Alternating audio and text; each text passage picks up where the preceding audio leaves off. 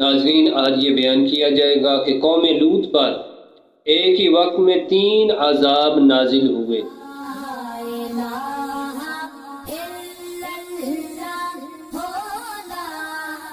اعوذ باللہ من الشیطان الرجیم، بسم اللہ الرحمن الرحیم۔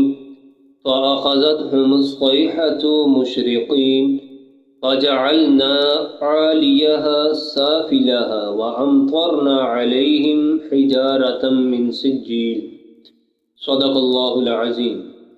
قوم لوط جنہوں نے کائنات میں سب سے پہلے وہ برا فعل کیا یعنی لواطت، جن کی وجہ سے ان پر اللہ تعالیٰ کا عذاب نازل ہوا۔ قوم لوط یہ ان کا فاعل کے ساتھ بدکاری کرنا یعنی مرد کا مرد کے ساتھ، جس کی وجہ سے اللہ تعالیٰ کا قہر، اللہ تعالیٰ کا عذاب ان پر نازل ہوا۔ اللہ تعالیٰ نے قوم لوط کو عذاب دینے کے لیے فرشتے ان کی طرف بھیجے، تو وہ فرشتے حسین و جمیل نوجوان لڑکوں کی صورتوں میں حضرت لوط علیہ السلام کے پاس آئے۔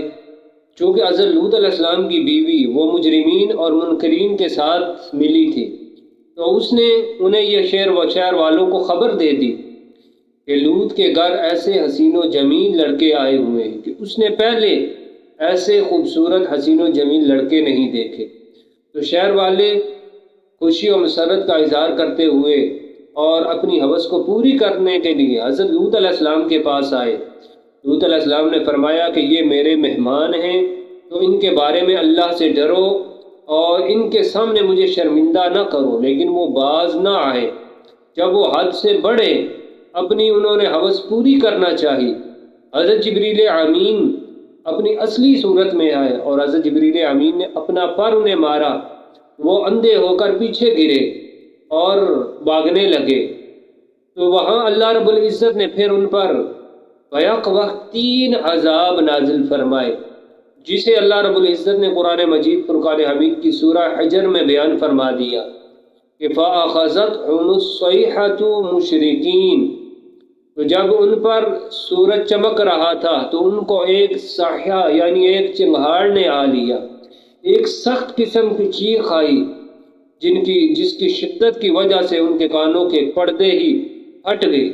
اور دوسرا عذاب ان پر یہ نازل ہوا کہ اللہ تعالیٰ نے اگلی آیت مبارکہ میں فرمایا کہ فَجَعَلْنَا عَالِيَهَا سَافِلَهَا، تو ان کی بستیوں کے اوپر کے حصے کو نیچے کا حصہ کر دیا گیا، یعنی قوم لوط کی بستیاں اوپر اٹھائی گئیں، یہاں تک کہ اوپر سے آسمانوں کی جانب لے جا کر انہیں الٹا دیا گیا۔ تو تیسرا ان پر عذاب یہ نازل ہوا، اللہ رب العزت نے فرمایا وَأَمْطَرْنَا عَلَيْهِمْ حِجَارَةً مِّن سِجِّيلٍ، اور ہم نے ان پر کنکر کے پتھر برسائے، یعنی نوکدار جو پتھر تھے ان پر برسائے گئے۔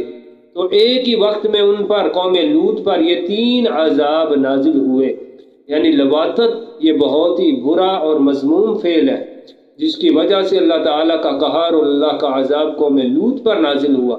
اللہ تعالیٰ سبھی مسلمانوں کو اس برے فعل سے بچنے کی توفیق عطا فرمائے، اور اللہ تعالیٰ مسلمانوں کو اور اس امت کو سابقہ امتوں کے عذاب جو ان پر آئے ان کی وجہ سے اللہ تعالیٰ عبرت حاصل کرنے کی توفیق عطا فرمائے۔ وآخر دعوانا ان الحمد للہ رب العالمین۔